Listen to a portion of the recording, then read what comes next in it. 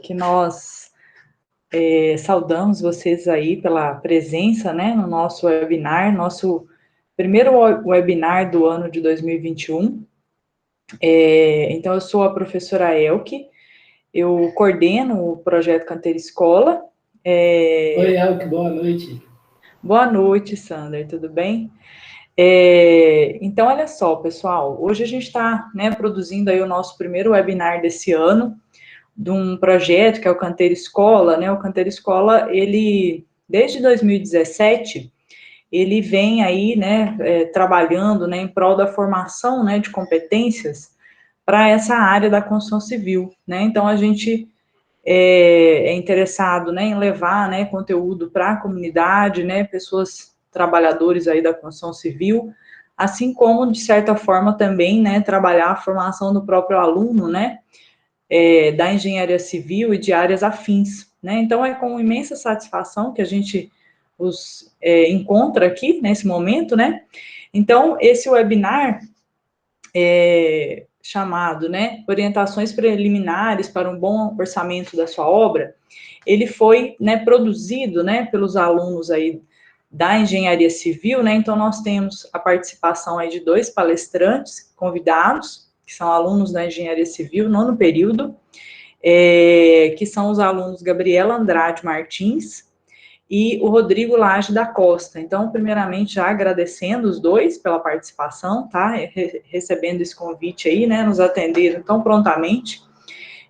Também teremos, né, comentários do engenheiro civil Daniane Fernandes de Carvalho. Daniane, com muita satisfação que a gente também recebe ele aqui, porque ele foi nosso extensionista, né, ano passado, e agora ele formado aí, aceitou, né, o nosso convite de permanecer no projeto, nos ajudando aí, trazendo essa contribuição, tá? Então, muito obrigada, viu, Daniela, pela participação. Também participou da elaboração do webinar, né, uma extensionista também da Civil, a Carolina Pimentel da Silva, a gente agradecendo aí também a participação dela.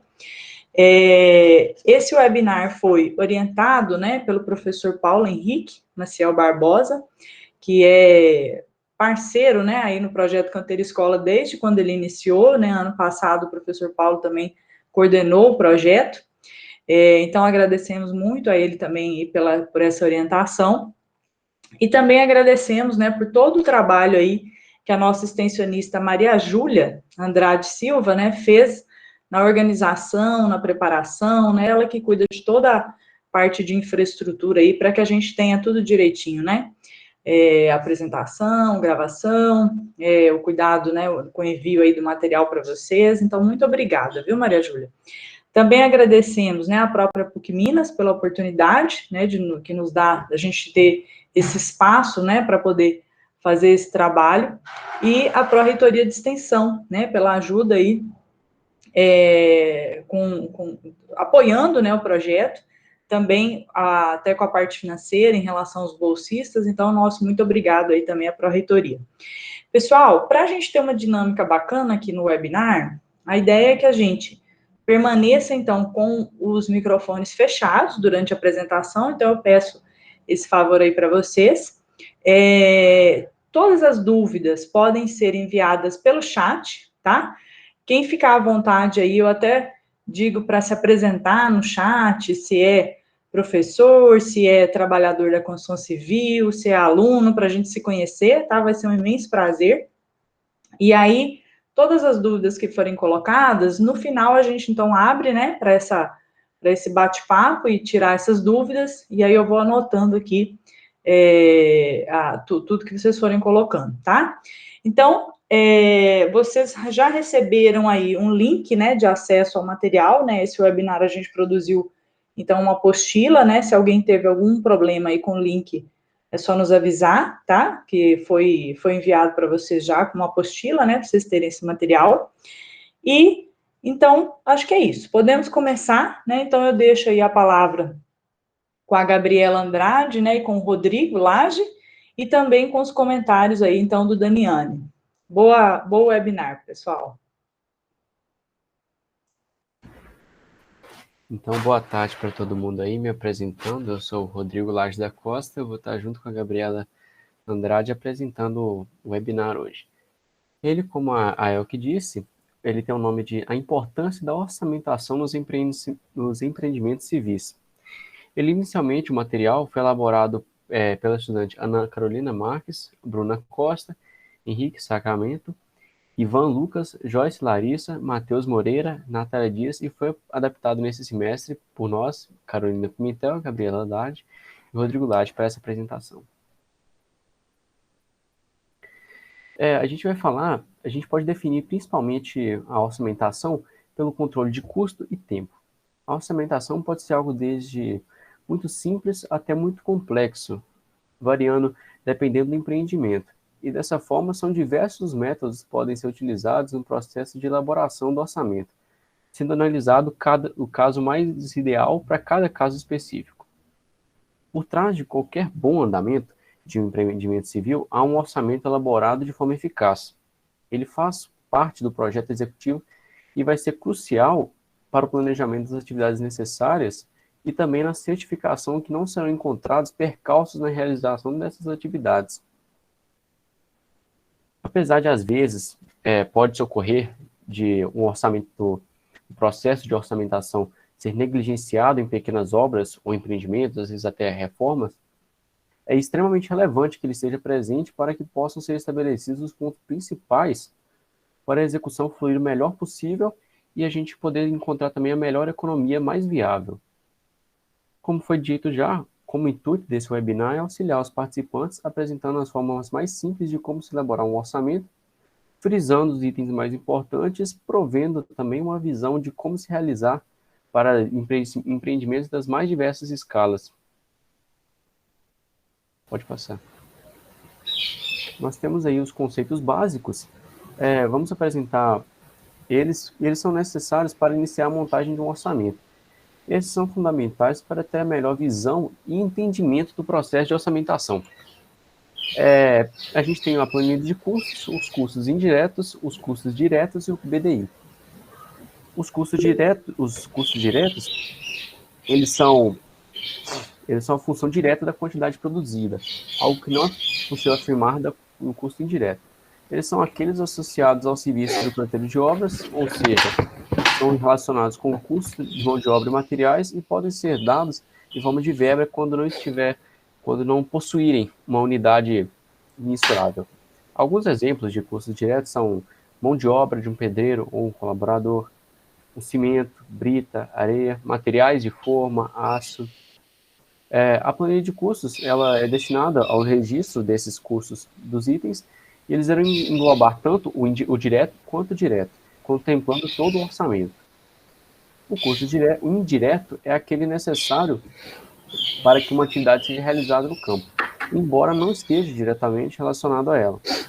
É todo custo que não entrou no custo direto da obra, de forma que não integrem os serviços de campos orçados, como escavação, aterro, concreto, revestimento, e entre outros exemplos que a gente pode encontrar. Um equipamento poderia ser utilizado como custo direto se estivesse atrelado a um certo serviço. Caso ele não esteja atrelado, ele pode ser adotado como custo indireto. Ele pode envolver despesas provenientes de origem administrativa, origem legal, origem comercial e técnica também. E pode envolver ocorrências anteriores à obra, durante a execução da obra, simultâneo nesse caso, e posterior à obra. Alguns exemplos, a gente pode falar no caso, o salário do engenheiro que está coordenando a obra e o EPI. Os insumos são os itens que são necessários durante o processo de execução de empreendimento. E o BDI, ele é um índice que ele é utilizado normalmente para se determinar, nesse caso, um empreendimento civil, uma obra, os valores dos serviços envolvidos no empreendimento como um todo. Através dele, devem ser consideradas as mais diversas taxas, impostos e também o lucro visado pelo coordenador do empreendimento. É importante também ressaltar que a orçamentação adequada, analisando o que já foi apresentado aqui nesses itens, ela também auxilia a garantir a melhor economia da obra quando possível, além de certificar que, caso seguida a orçamentação e o que foi planejado, garanta o pleno andamento da obra dentro do prazo, com menos imprevistos. Pode passar.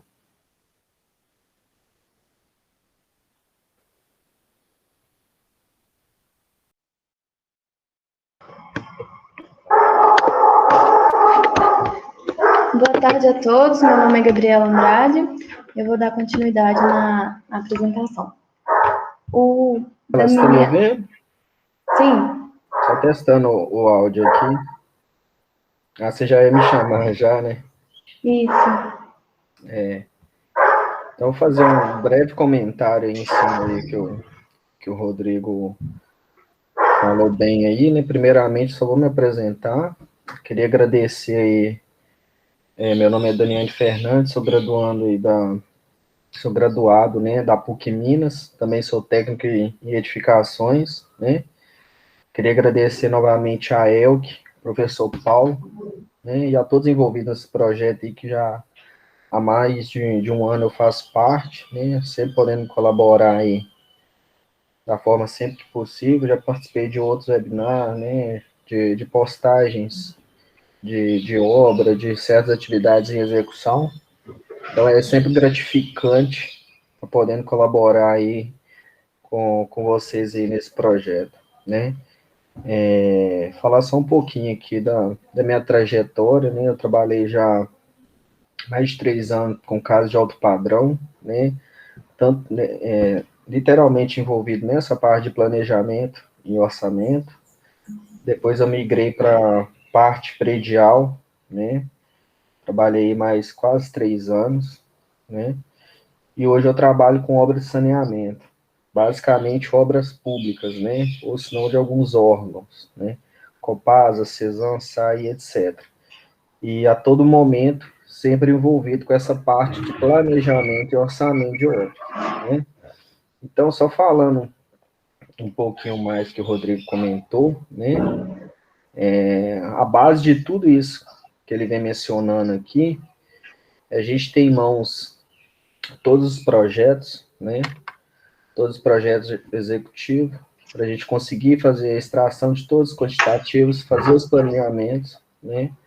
Para a gente conseguir ter aí um orçamento detalhado, né? O analítico, como a gente fala aí no mercado, né? Então, isso é a base fundamental, né? Hoje, como eu trabalho muito com obra pública, né, esses projetos, até as planilhas de orçamento já vêm pronto, né? Então, a gente não tem tanto esse trabalho, mas quando eu trabalhei com obras residenciais, né, a gente tinha toda essa mão de obra envolvida, né? Fazer toda a parte quantitativos, né, planilhar tudo, fazer as composições, né, para a gente chegar, né, no preço final aí, né. Hoje, quando a gente fala de BDI, né, em obras públicas, né, o TCU em si, tem até um portal, né, que tem uma cartilha enorme deles, relatando toda essa parte orçamentária aí, para quem quiser ingressar aí na parte de orçamentação aí, com obras públicas, né, e difere muito, né, de obras residenciais, porque a gente está trabalhando para o governo, então tem uma série de fatores aí envolvida por trás disso, principalmente a parte do BDI. Quando a gente faz trabalho com casas, com obras residenciais, geralmente a gente usa um BDI, né, global, né, para obra pública é diferente. Tem o BDI de insumo, né, de material, no caso tem BDI de serviço, né. Por que eles fazem isso? Geralmente o BDI de material ele é sempre mais barato, né, ele é sempre menor, né, porque geralmente imputam dentro dessa característica, porque o material que eu vou estar vendendo para o órgão é um material simplesmente que eu compro de um fornecedor e estou repassando, né, eu assim, só estou fazendo essa intermediação. E os outros que envolvem serviço, né, que eu tenho que colocar mão de obra, eu tenho que comprar outros tipos de insumo que está atrelado a essa mão de obra para executar tais atividades, né, esse BDI já é diferente, ele tem uma variação aí de 6, 7%, dependendo, né, e o BDI também, nosso, é caracterizado por quartis, né, se vocês tiverem interesse depois disso, vocês vão ver lá nessa planilha do TCU que eu estou te falando, caracterização de cada tipo de obra, né, obras ferroviárias, obras de infraestrutura de pavimentação, etc. Como eu trabalho hoje com sistema de esgotamento e água, né? Nosso BDI já está lá todo já pré-definido, né? Então, só fazendo um brainstorm aí de tudo, já que o Rodrigo falou, né? É isso, pode dar continuidade, Gabriel. Cronograma de Gantt. O cronograma de Gantt, ou diagrama de Gantt, é uma ferramenta visual utilizada para controlar e gerenciar o cronograma de atividades de um projeto, e é muito utilizado na construção civil.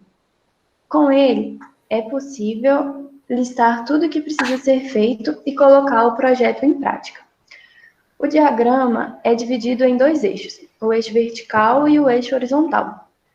O eixo vertical contém as atividades que precisam ser realizadas, e o horizontal mostra o tempo de início e término de cada atividade.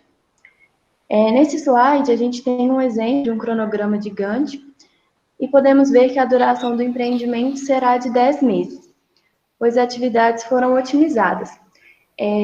Foi utilizado atividades acontecendo ao mesmo tempo, e isso diminui o tempo total da obra. É muito importante que faça isso, porque se cada atividade fosse realizada separadamente, esse empreendimento ele teria uma duração de 24 meses. Seria um tempo muito maior do que ele está tendo. A gente pode observar que a atividade A, ela tem a duração de 4 meses e ela não tem dependência de nenhuma outra atividade.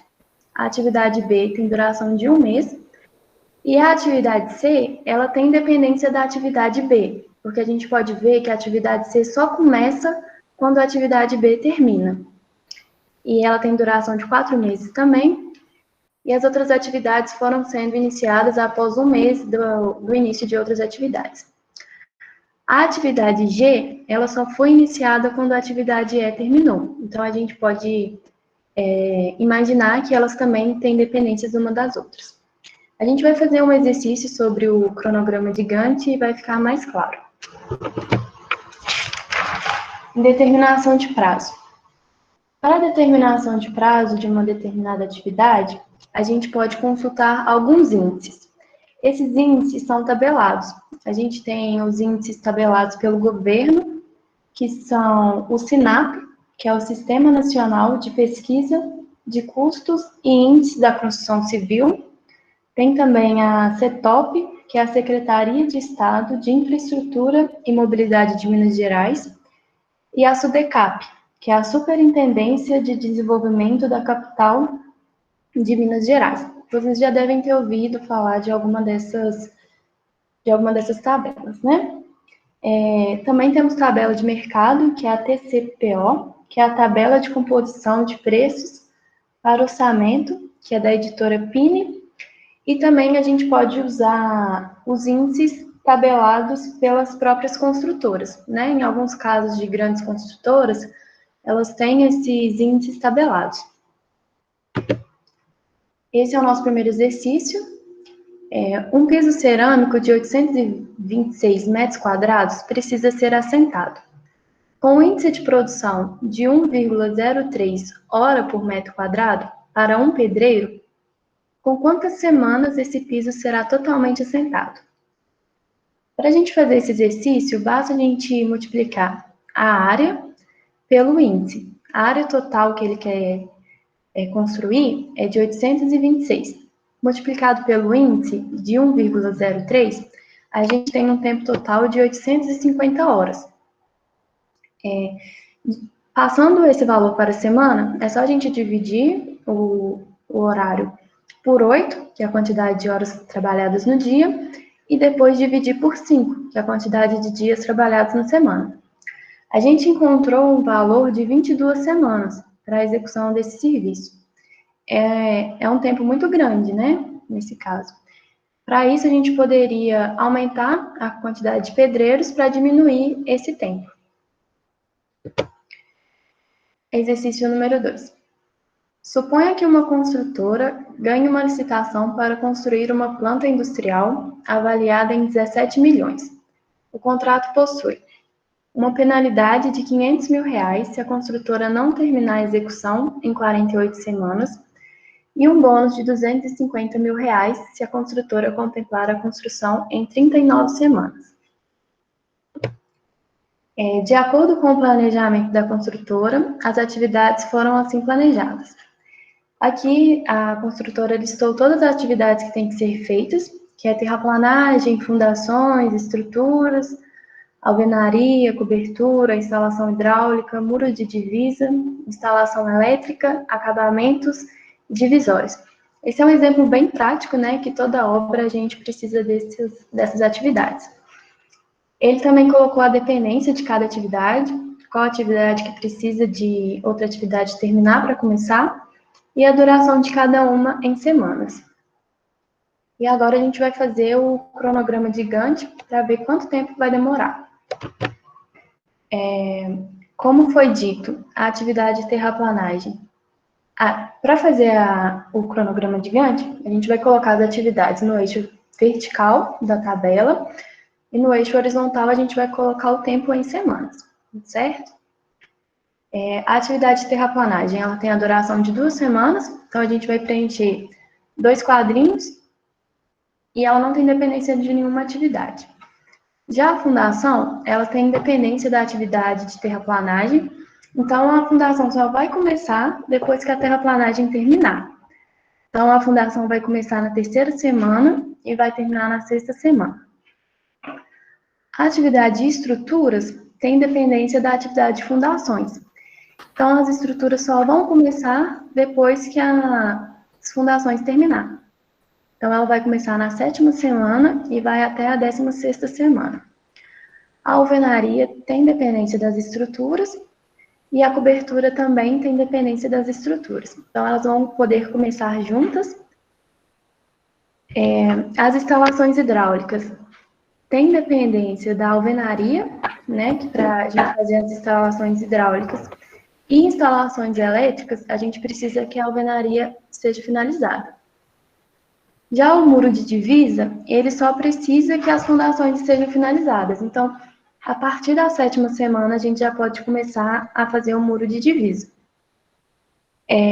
Os acabamentos precisam que todas as atividades sejam finalizadas, né, para começar a ser feito. Então, ele vai ter início na semana 30 e vai até a semana 35. E as divisórias precisam que as alvenarias estejam finalizadas. Então, ela vai começar na 25ª semana. Essa obra ela vai ter uma duração de 35 semanas, né? Se a gente considerar esse planejamento que a gente fez aqui no diagrama de Gantt, otimizando os tempos. Mas, na prática, pode ser que não aconteça desse jeito. Mas se for levado desse jeito, a empresa terá um bônus de R$ 250 mil, porque irá concluir a obra em menos de 39 semanas.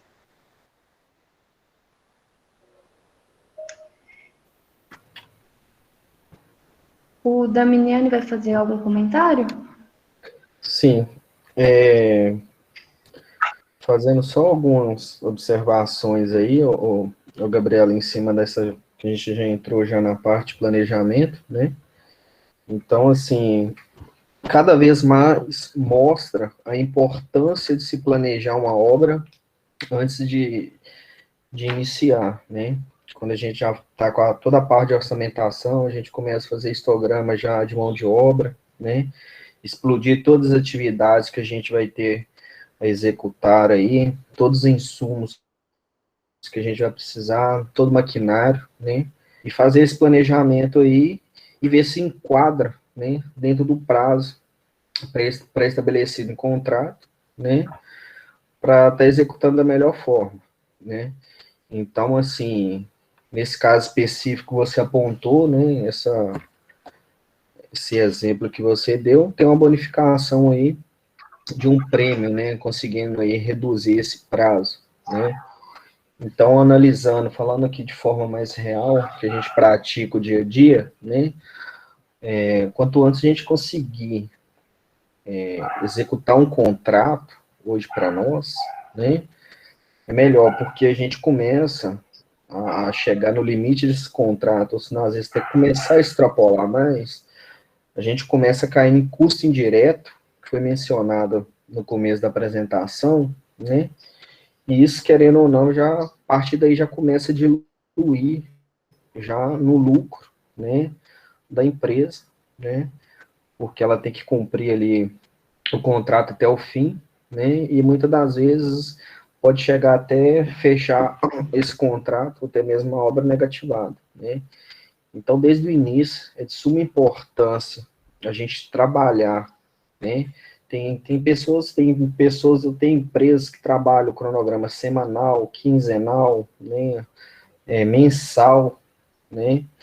Eu aconselho não estender muito isso, porque a partir do momento que na primeira semana, segunda, da terceira, né, as coisas já começam a sair do controle, né, já está saindo tudo fora daquilo que foi planejado, né, aí tem que entrar já com plano de ação, né, já tem que criar plano de ação para começar a reverter essa situação, né, porque já começa a entrar nos caminhos críticos já de execução, né, e a tendência aí em diante é só atrasar cada vez mais, né, e não conseguir cumprir com os prazos pré-estabelecidos, né. Pode continuar, Sim. Gabriel. Na prática, você acha que tem isso de ter bônus por concluir a obra mais cedo? Ou ter penalidades no contrato? Você já viu alguma situação assim? Bônus não, Gabriela. Todo contrato, hoje eu estou com 15 contratos em andamento no Brasil todo, e assim, nenhum deles tem bonificação, né. Até o contrato que eu estou nele hoje aqui no Espírito Santo, o que eles fizeram foi reduzir o prazo, né, porque a obra aqui já ficou de terminar e não terminou há 20 anos atrás, o Ministério Público está por trás agora. Então, o que eu estou fazendo hoje, em um mês, né, eu tinha no meu cronograma 4 meses para executar esse serviço, né. Então, eu tive que fazer uma mobilização muito grande de pessoal, de equipamento, né, para conseguir atender esses prazos, né, que provavelmente vai estar gerando aí, a gente vai estar protocolando aditivo de contrato lá no órgão, né, para conseguir atender o que o secretário de obra nos impôs.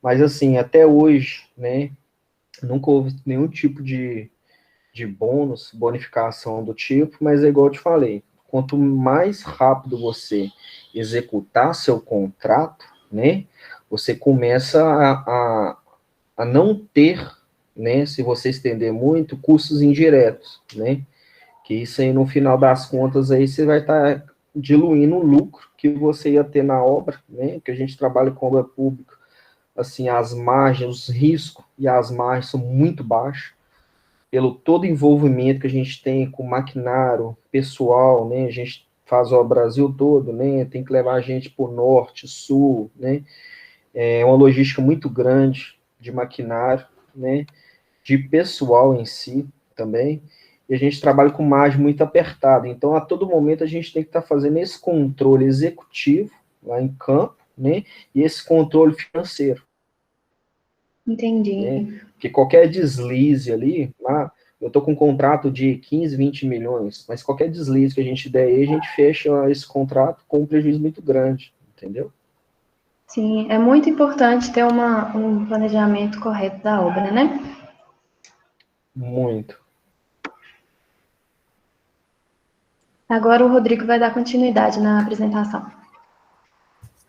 Agora eu vou falar sobre a questão de orçamentação em CPU, que é a composição de preço unitário.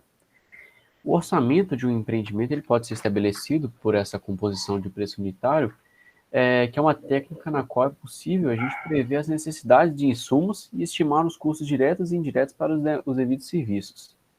Através dessa composição, a gente consegue estabelecer qual vai ser o valor global de venda, que é o VGU, de um empreendimento, mesmo antes da sua execução. Para a concepção de elaboração de um CPU, serão estabelecidos níveis de detalhamentos, os quais tratarão dos custos classificados citados anteriormente, como o custo direto, que foi citado, o indireto, BDI, além também de algumas questões como itens de leis sociais sobre insumos de mão de obra. Alguns benefícios que a gente pode citar que, pela utilização desse método, que é a composição de preço unitário, é a melhor precisão na elaboração do orçamento, redução de desperdícios, maior produtividade e mais agilidade durante o processo de elaboração do nosso orçamento. É importante também citar o plano de viabilidade que antecede o projeto executivo, o que deve ser realizado mesmo antes de ser iniciada a orçamentação de um empreendimento. Como mesmo indica o nome, esse plano ele vai verificar a viabilidade do empreendimento diante dos dados obtidos no índice do custo unitário básico, e são considerados possíveis custos, riscos e projeção financeira nesse caso. No nosso estado de Minas Gerais, que a gente está se tratando, ele vai ser utilizado o CUB, que é o custo unitário básico, vinculado ao Sindicato da Indústria e da Construção Civil, o Sinduscom. O nosso objetivo é, através do dado da área de projeto, estabelecer a projeção da viabilidade ou não do empreendimento através do valor global de venda de um cálculo aproximado.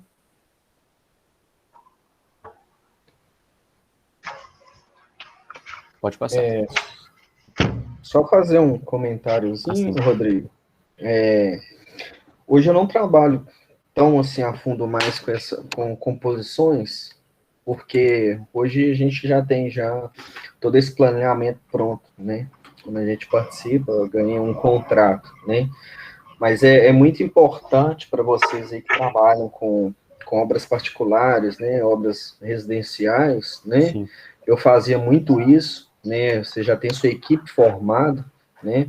Você já tem ali o apontamento desse índice de produtividade ali, do seu carpinteiro, do seu armador, do seu pedreiro e etc., né? Você consegue montar a composição bem específica, né? Para aquilo ali que você está fazendo pela equipe que você já tem, né? Porque às vezes a gente pega aí nessas bases, igual a Gabriela citou, né? Então, assim, às vezes a sua mão de obra produz mais ou produz um pouco menos, você consegue fazendo essas adaptações, né, para ser o mais assertivo possível com a realidade, com a mão de obra que você tem, para aquele serviço que você estará executando. Sim. Já tendo uma equipe estabelecida de confiança nesse caso, certo? Sim, você já consegue monitorar, né, essa produtividade deles, né, e você vai usar as bases, né, que a gente já tem ido de vários órgãos, né, no caso você faria essas alterações, né, conforme a realidade da sua equipe, da mão de obra que você tem em campo. Não, correto. É bom saber, é importante isso também, a gente analisar essa questão que pode ser um fator que vai influenciar, né? Sim, muito. Então, a Gabi vai continuar aí. Exercício número 3. Considere a atividade a seguir referente a um serviço de revestimento cerâmico. Após, realize o que se pede. Assentamento de piso em porcelanato de 60 por 60 centímetros, a quantidade de 226,31 metros quadrados. Para a gente adotar o BDI de 32% e a Lei Sociais de 120%. Foi dada uma tabela com os insumos e os índices e preços correspondentes de cada insumo. Na letra A, pede para a gente calcular o CPU para esse serviço. Para fazer o cálculo da composição de preço unitário, basta a gente multiplicar os índices pelo valor unitário. No caso, a gente achou um total de R$ 62,42 para fazer somando todas essas atividades, e o BDI de 32% desse valor deu R$ 19,98. E as leis sociais, que é 120% das atividades, deu R$ 74,91. O total geral, somando todos esses valores, né, a gente achou de R$ 157,30. Uma observação que a gente tem que fazer é que quando os insumos são desonerados, como é o caso desse exercício, as leis sociais incidem no cálculo. Então, as leis sociais a gente coloca em cima do valor total. Tem casos, em grandes construtoras, eles já colocam o valor da mão de obra do pedreiro incidindo as leis sociais, né? No nosso caso, não incidiu, então a gente teve que fazer, jogar as leis sociais no valor total. Na letra B, pede o quantitativo, pelo quantitativo apresentado, determine o VGU do orçamento. A gente achou o valor para 1 metro quadrado da atividade. Para a gente achar o valor total, basta multiplicar por 226,31 metros quadrados, que é o que tem que ser construído. Então, a gente acha um valor de R$ 35.598,56 para fazer essa atividade. Para a realização desse serviço em 3 dias, calcule o total de pedreiros e ajudantes necessários. Para fazer esse exercício, a gente faz uma tabela onde a gente coloca os índices e as áreas. Com esse índice do pedreiro de 0,62 e uma área de 226,31, a gente tem um tempo de 140,31 horas. Para a gente achar a quantidade de pedreiros necessários para fazer isso em 3 dias, basta a gente multiplicar pelo tempo de trabalho de 3 dias. No caso, 3 dias representa 24 horas, né? Que cada dia tem 8 horas de trabalho. O tempo total seria 24. Basta a gente dividir 140 por 24, que a gente tem 5,85. Como a gente não pode trabalhar com 5,85 pedreiros, a gente arredonda para cima, que será necessário 6 pedreiros. E o ajudante é a mesma coisa. A gente achou 8,02 ajudantes. Nesse caso, a gente arredondou para 8. Curva ABC. A curva ABC é uma ferramenta de controle e planejamento de empreendimentos civis, e ela é adequada aos custos. Ela é baseada no princípio de Pareto, que diz que 80% dos custos está baseado em 20% dos insumos. Ou seja, grande parte do custo de um empreendimento está em uma pequena parte do insumo. É importante a gente analisar essa curva ABC, porque a gente vai visualizar o peso que cada insumo tem dentro do orçamento total da obra. A gente pode falar agora por que utilizar a curva ABC. Ela tem a função de prover alguns fatores importantes, que, primeiramente, é a hierarquia dos insumos, que auxilia mostrando quais os insumos possuem maior valor, tendo maior controle dos valores totais, e analisando dessa forma qual que é o item que possui maior valor relacionado com a menor quantidade. A negociação, que tendo esses dados seguintes, nós podemos prover melhor poder de negociação de cada item.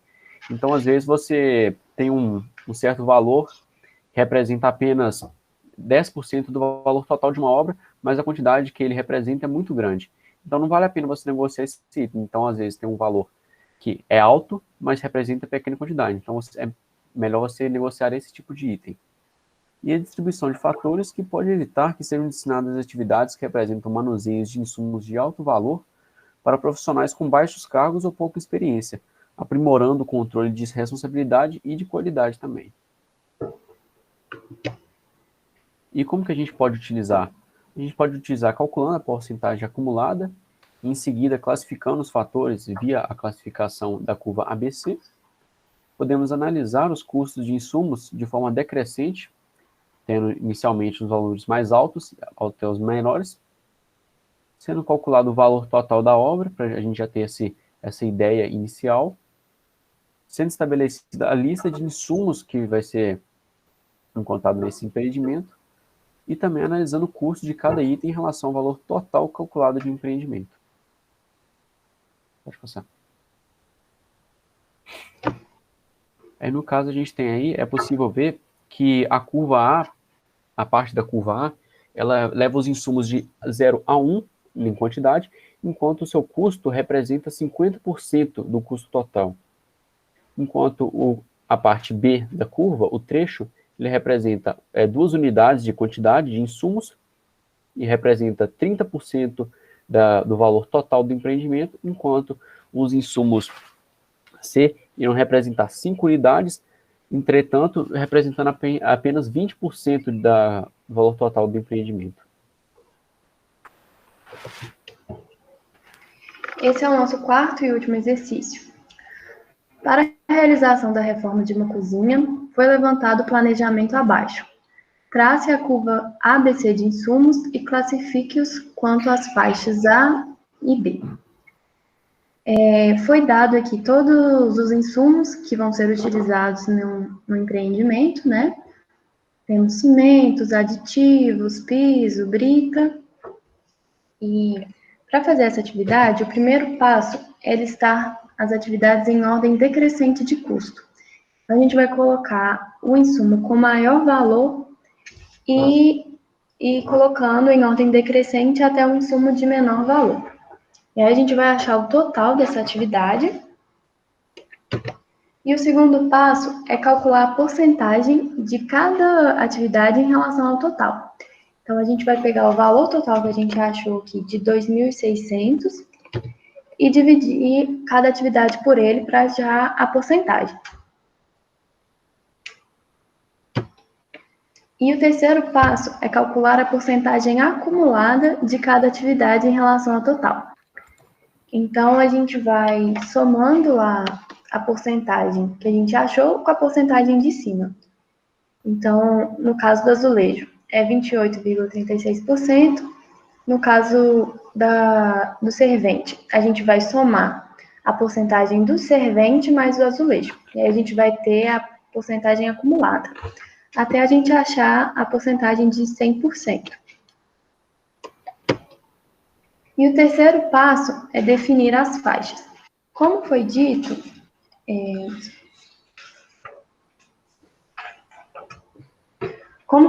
a faixa A representa 50% dos insumos totais. Então, a gente pegou os serviços que dão 50%, né? Nesse caso, deu 53,10% para a faixa A. A faixa B representa de 50% a 80% dos insumos e a faixa C representa os insumos restantes. E o último passo é traçar a curva ABC, né? A gente colocou no Excel para traçar a curva, e aqui a gente pode ver que as 3 primeiras atividades estão representando grande parte, né, do insumo total, e as outras atividades não têm tanto peso, né? E como eu disse, é importante a gente fazer isso, que a gente vai visualizar o peso que cada insumo tem dentro do orçamento da obra. No caso, o insumo de maior peso é o azulejo, né? Então, a gente vai tentar otimizar a compra do azulejo. A gente não vai deixar desperdiçar azulejo, quebrar azulejo, fazer tudo para otimizar esses insumos que são os mais caros, né?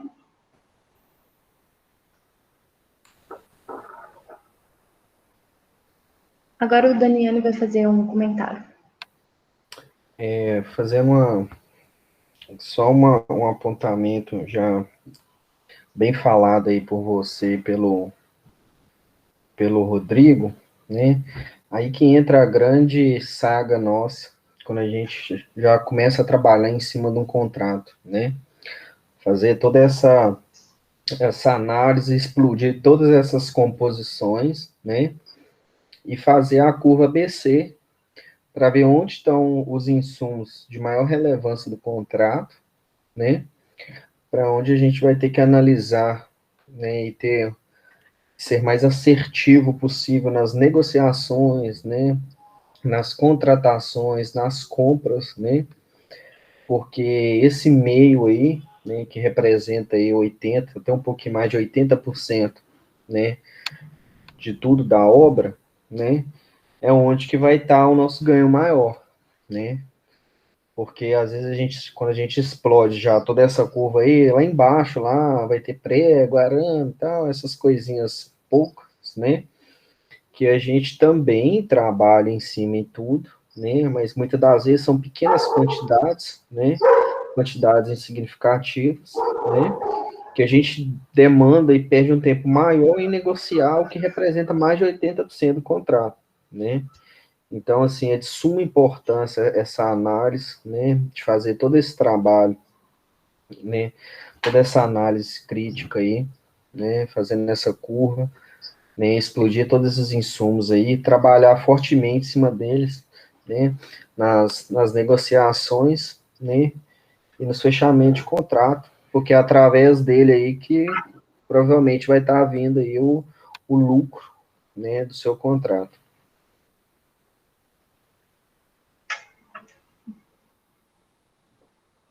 Agora a gente vai abrir esse momento para tirar dúvidas. E, pessoal, muito bom, viu, a apresentação, viu, Gabriela, Rodrigo, muito didática aí a forma que vocês apresentaram, né? Os comentários do Daniel também trouxeram, né, uma realidade, né? Realmente isso é utilizado, né? E a importância da utilização, né? Nós tivemos já uma dúvida aqui no chat, e aí eu peço que, se o pessoal tiver mais dúvidas, podem colocar aí, tá? A gente ainda tem um tempinho aqui, até as 18 horas, né? Então, deixa eu fazer a primeira pergunta aqui, que é da Renata Lima. A Renata Lima, ela é do... Renata Braga, ela é do Rio de Janeiro. Prazer tê-la aqui, viu, Renata? Sua participação. Ela pergunta o seguinte, ó, o preço unitário vai variar em cada estado. Porém, existe uma tabela padrão de valor? Ela quer saber se existe, né, apesar de variar de estado para estado, se a gente teria algum onde a gente poderia encontrar um padrão de valores. Aí eu não sei se, de repente, fica mais fácil para o Daniane responder, que ele trabalha aí. Você está onde, Daniane, que você falou? No Espírito Santo. Hoje eu estou no Espírito Santo. Ah, que bacana. Então, se você quiser falar. Então, vamos lá. Tanto falando de insumo e mão de obra, varia sim, e muito, né? Vou falar um pouco baseado na mão de obra. Cada estado que a gente trabalha, que a gente chega, né, para executar um contrato, uma das primeiras coisas que o nosso RH faz é pegar a convenção, né, sindical daquele local, né? Porque cada local tem uma série de benefícios que a gente tem que dar para o trabalhador, para o empregado, né? Tem a questão até de valor mesmo, homem-hora, entendeu? Então, assim, alterna muito, né? Por exemplo, eu tô com essa obra aqui no Espírito Santo, eu tenho uma lá no Ceará, né?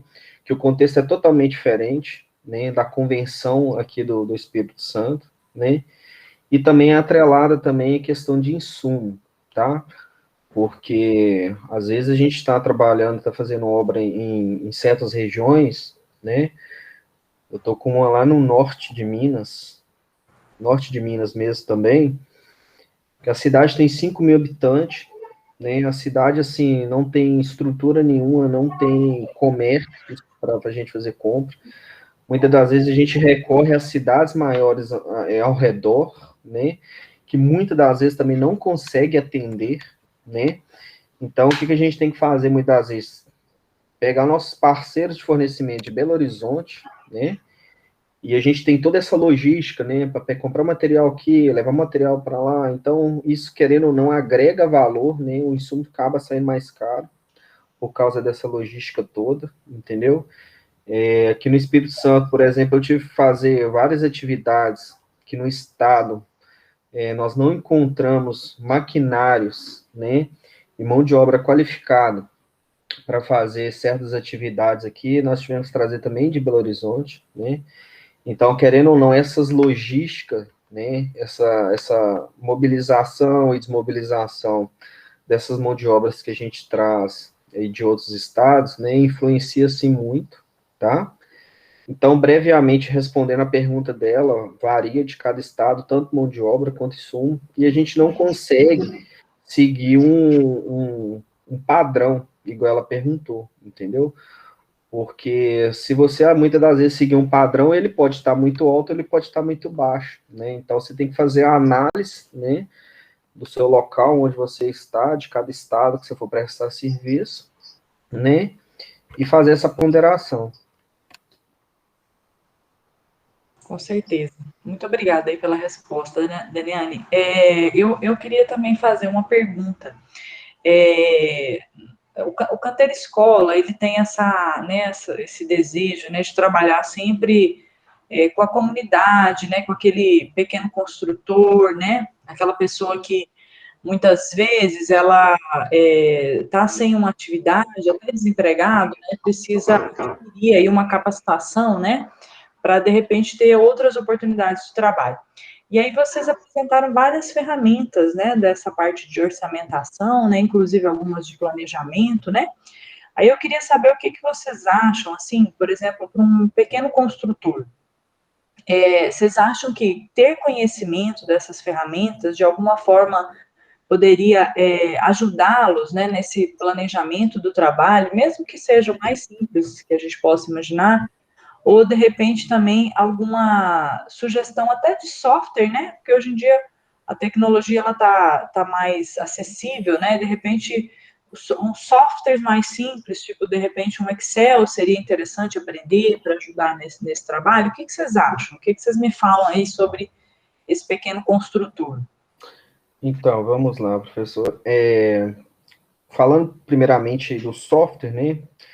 Eu creio que o Excel é uma ferramenta muito básica, assim, de modo entendimento, que eu acho que a pessoa, que ela começar a mexer, fuçar, né, ver algumas videoaulas, algumas coisas, ela consegue operacionalizar melhor, né?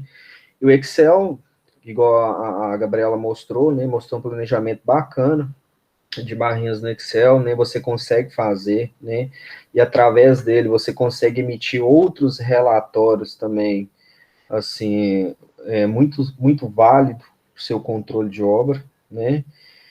Você frisou num ponto muito, assim, muito relevante, porque eu tenho alguns empreiteiros, né, que prestam alguns serviços para nós, né, e assim, a gente está introduzindo, né, pouco a pouco, cada um deles, essa questão de gestão de obra, né, tanto essa questão de planejamento, né, fazer um acompanhamento mais fidedigno lá em campo. Por que isso, né?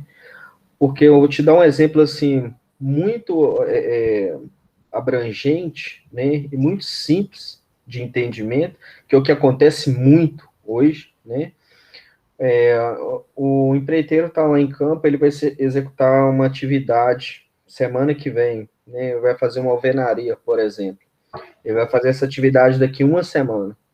Ele espera chegar no dia para me pedir o bloco, para me pedir o agregado, para me pedir o cimento, etc., o bitoneiro e tal, para poder conseguir executar aquela atividade, né? Então, assim, isso é uma falta total de planejamento, né? Então, assim, de última hora, aí você tem que correr atrás de fornecedor, o fornecedor não tem, tem que correr atrás de equipamento, daqui 2, 3 dias entrega e tal, e ele fica ocioso e não consegue fazer aquela atividade, né? Então, assim, é muito válido, né, essa gestão de obra, que quase nenhum tem, né, que fica melhor até para eles mesmos, né, porque a gente muitas das vezes paga produtividade, né, se ele não está produzindo, ele não está recebendo, né.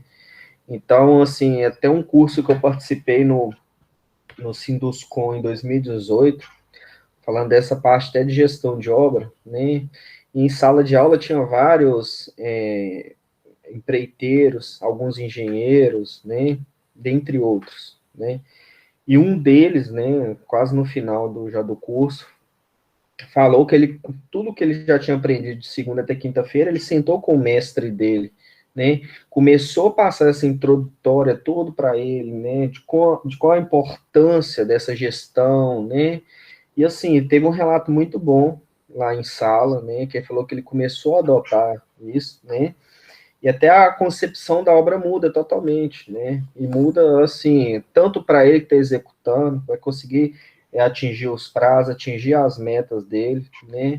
E até para o construtor, né? Que sabe que a obra dele está acontecendo da melhor forma, né? E vai conseguir atingir os prazos. E isso também inflige em questão do orçamento, né? Porque é uma atividade que eu vou executar ela daqui a um mês, né? Eu conseguindo fazer uma boa negociação hoje, comprando esse material hoje, porque os insumos hoje, do dia para a noite, estão oscilando o preço, né? Isso de modo geral, né? Eu que trabalho muito à frente dessa parte de suprimentos, eu sei como é que tá essa loucura, né? Então vai chegar no dia, você vai estar comprando um insumo muito caro, né? Do que um mês atrás, que você já poderia ter providenciado esse insumo, né? Então isso acaba afetando a gestão da obra, a execução, o orçamento, né? Então, assim, as coisas começam a sair fora do controle, né? Então, eu estou, de pouco a pouco, você frisou muito bem, e a gente está introduzindo, né, para essa pessoa que muitas das vezes não tem acesso à informação, às vezes não tem acesso a um software, né, não tem acesso a esses meios que a gente tem, né, de pouco a pouco, né, a gente passando de uma maneira mais simplificada, mais simples de entendimento, né, e acaba que a pessoa se interessa por aquilo ali, vê que aquilo ali vai ser muito bom para ela, né? Essa parte de gestão, e de pouco a pouco ela começa a introduzir isso na sua rotina, porque a partir do momento que virou rotina para ele, né? Ele acaba adotando aquilo ali dali para frente. Muito bom, Daniane, muito bom mesmo. Eu vou ler mais uma dúvida aqui, porque a gente já está quase chegando no final. Aí qualquer coisa, se não respondermos todas, a gente depois também envia aqui para o Daniane, comentarista, se for o caso, tá? Temos uma dúvida da Natália Santos de Oliveira. Uma dúvida: como funciona em caso dos aumentos de insumos em obras públicas, por exemplo? Esse planejamento é feito antes da execução. E no decorrer da obra, que vai comprando materiais, mas às vezes o que foi estimado teve um aumento muito grande. É considerado uma margem. Esse aumento é passado para algum órgão ou a empresa fica no prejuízo? Acho que está bem dentro do que você falou, né, Daniane? Cada dia os preços vão mudando, né? Aí ela quer saber se esse aumento, né, de alguma forma é passado ou acaba, né, deve ter alguma cláusula em contrato sobre isso. Então, muito bem observado essa parte dela. Como eu estou à frente desse contrato aqui no Espírito Santo, eu estou vivenciando isso, né? E assim, as prefeituras, né, de modo geral, o contexto licitatório do Brasil está muito difícil, né? Porque a gente começou uma obra em 2020, né? Essa planilha orçamentária é de 2019, se não me falha a memória, né? E de lá para cá vem uma defasagem muito grande, né? Então, assim, cabe a cada prefeitura, né, acatar isso, né? Porque realmente, igual você falou, está em contrato, né? A nossa correção é pelo IGPM. O IGPM começou o ano aí, se eu não me engano, deu mais de 32%, né? Como a gente tem um acesso, né? A prefeitura aqui, o secretário de obras, né? Desde quando a gente começou aqui, esse projeto que já estava parado há mais de 20 anos, né? Viu que a gente fez uma mobilização muito grande, a gente está dando conta, a gente está prestando um bom serviço, né? A gente vai conseguir, né, fazer esse equilíbrio financeiro, né, que a gente fala aqui, né, vai conseguir fazer esse equilíbrio financeiro, porque geralmente de contrato a contrato, depois de um ano você pode pedir esse equilíbrio, né? E no nosso contrato aqui é pelo IGPM, né? Então a gente vai passar esse reajuste, né, para eles, né, dessa variação que ocorreu no mercado, né? Mas eu tenho vários outros contratos que a prefeitura já bateu o pé e falou: a gente não aceita equilíbrio financeiro, né, e tudo. E a gente vê, a gente tenta conversar, faz reunião, né, ver se a gente consegue implementar um aditivo, né, de algum item que consiga equiparar aquele reequilíbrio que a gente ia ter, mas é muito difícil, né. Tem prefeituras, né, igual eu te falei, que são assim, entendem todo o contexto, né, estão ali lado a lado, né, vocês estão à frente, estão executando, a gente também quer ajudar, a gente quer cooperar, mas maioria dos casos, né? Aí isso muitas das vezes vai ter briga judicial, aquela novela toda, né? Mas assim, tem vários outros empreiteiros, né, quando começa a obra, né? E tem um outro fator também que ocorre muito que a gente tem que dar desconto, né? A gente está participando da licitação e você tem que dar um desconto em cima do seu orçamento, né? E muitas das vezes tem empreiteiro para ganhar a obra, dá um desconto assim faraônico, né? Que a obra mal começa, ele já não consegue dar continuidade no contrato, né? aí começa a tomar penalidades e tudo, até vir de extrato de contrato, aí tem que licitar de novo, a obra já começou, né, e vira um escarcéu danado, né, mas, só resumindo, algumas prefeituras fazem sim, está previsto em contrato, tá, mas não é todos os casos, né, e tem também um percentual, né, desse reajuste, né, que é aceito, né, então, assim, varia de caso a caso, tá? Mas está tudo previsto em contrato, tudo belezinha, mas muitas das vezes não acontece. Imagino, Daniane, né? Um mundo cheio de obstáculos, né? Então, só para finalizar aqui, só temos mais um, eu vou fazer rapidamente. A Renata Lima, ela fala o seguinte, que ela já viu, né, muitas planilhas muito bem elaboradas, com muitos detalhes, e ela queria saber se a gente teria uma planilha de controle de custo básica para disponibilizar. Eu acho que se tiver, seria você, né, Daniane? Você tem alguma coisa assim que você usa? Eu tenho vários modelos, né, Uhum. que a gente usa aqui, tanto fazer viabilidade, de controle, né, mas se ela quiser, ela pode me procurar depois, né, para entender melhor a necessidade dela, ou realmente, sabe, eu quero para controlar acompanhamento de obra, eu quero para controlar custo, meu financeiro e etc, né, ela pode mandar mensagem, vou até deixar meu contato aqui para ela, Ótimo, se ela precisar, eu passo para ela. perfeito. Ótimo, então. Pessoal, então chegamos aí ao nosso final do webinar. Então, mais uma vez, né, agradecendo aí os palestrantes, né, Gabriela e Rodrigo, também aos comentários do Daniane.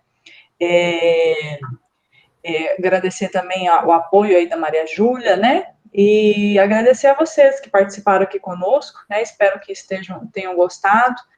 A ideia é que a gente ainda tenha, né, ainda esse ano, mais alguns webinars, né? Já temos previsto aí um de matemática básica, um também da parte de elétrica, tá? Então, assim, seria interessante que vocês seguissem, né, as nossas redes sociais. Vou pedir a Maju para colocar aí para vocês no chat o nosso endereço. Porque daí vocês vão ficando sabendo, né, do que a gente vai produzindo aí para trazer para vocês. Então, muito obrigada pela participação a todos, um abraço aí, até a próxima. Muito obrigada pela oportunidade. Professora, obrigado aí novamente, você e Paulo, né? Sempre estou em contato com o Paulo, sempre que vocês precisarem aí, né?